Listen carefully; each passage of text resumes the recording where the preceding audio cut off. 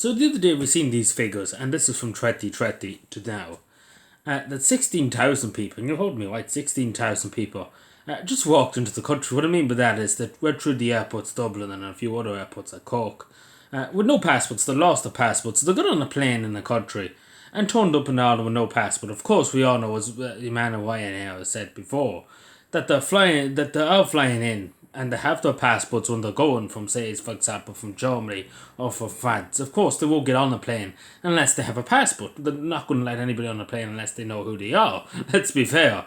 But the simple reality is they go onto the plane with the passport. When they end up in Ireland, after landing in Ireland, straight away they go to the toilet and flush them down the toilets. We heard Michael O'Leary say that on Ryanair. We've heard many people saying that, and it's simply the truth. That straight away they go and flush their passports down the toilet. And many of these people are young men that want to claim asylum and get everything for free, basically. And it's simply the truth. That there is obviously people who lose their passports. That's a very small majority, I would say. Probably probably not even 100 out of that number. Because there's a few, but it's not 16,000. Like, good God, everybody couldn't be losing their passports. But the simple reality is it simply is the truth that so many people here have things to hide, and especially when you lose your passport, when you flush it down the toilet, etc. You have something to hide. Let's be fair, because why would you flush your passport? Why would you flush your identification down the toilet?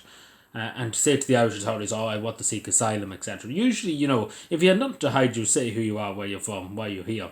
But a lot of them don't want to say who they are and why they're here. And that's very so straight away, because if you were straight honest with people, at least then you'd be honest with people. But it's the fact of the matter, this deception and stuff, trying to deceive and trying to smoke and mirrors, I would say, the Irish authorities, etc.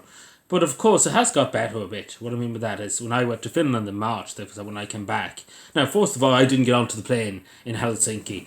I didn't say to them, "Oh, I lost my passport, please let me onto the plane." They actually checked my passport at the desk before they give me my boarding pass. But not actually the boarding pass before, just to scan it, actually. So to scan it, they had my boarding pass, to scan the boarding pass to say I was getting onto the plane. And then the air hostess checked it when we were going onto the plane, to sit onto the plane. And as soon as I got off, long behold, in Dublin Airport, I was actually very surprised and was actually happy to see them. The Irish, the Garda Síochána, the immigration and control of Garda Síochána, they were literally on the steps going down to the runway, literally about 3 or 4 steps away from the runway. Basically when you got off the plane, checking everybody's passport and stuff. So basically you couldn't get into the airport. So basically you would have to fuck your passport into the fucking plane if you were going to hide it, because they literally were there straight as soon as you walked off the plane onto the tarmac.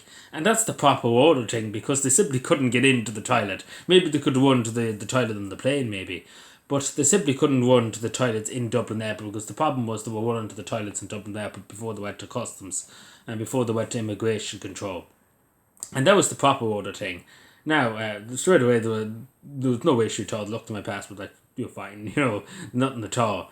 But as I say, that should be for every flight nearly all. Not, I know there's not that many in the Gardaí in terms of the immigration enforcement control.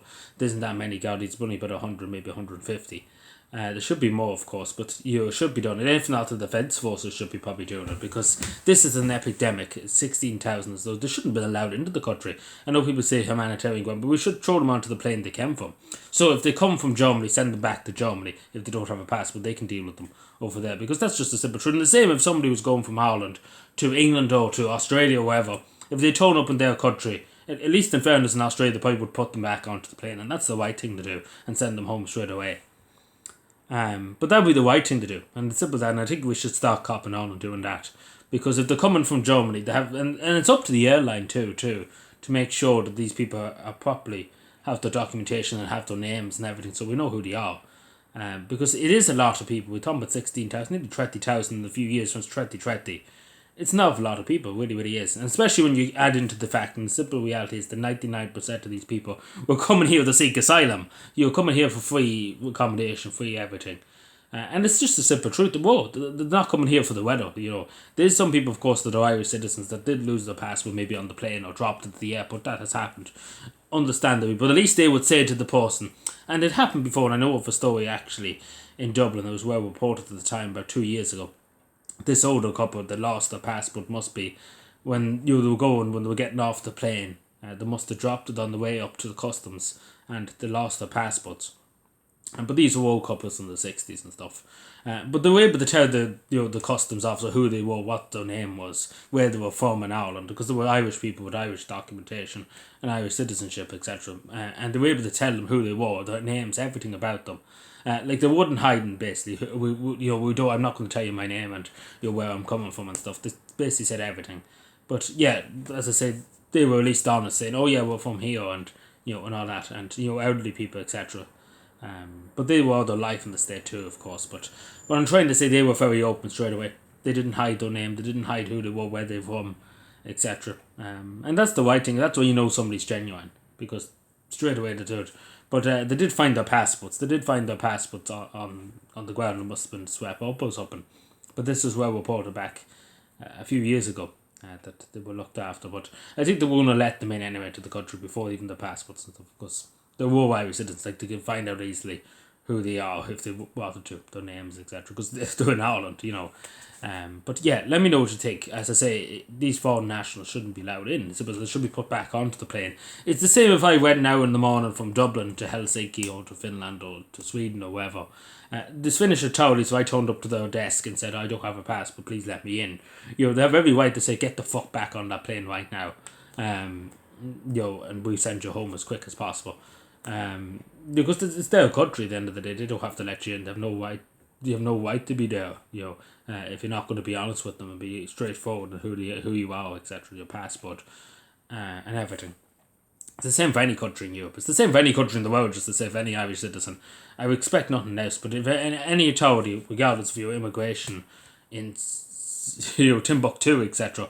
If they ask you a question, who you are, where you're from, what's your name, where you're from, what county, what town, you answer them. Simple as that. If you're an Irish citizen, you have no right to be in their country.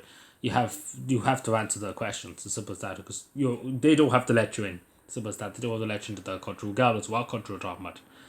And I think that's fair, because at the end of the day, if you're going looking to go into somebody else's country for work or even just as a visit, you're supposed to be able to answer their questions.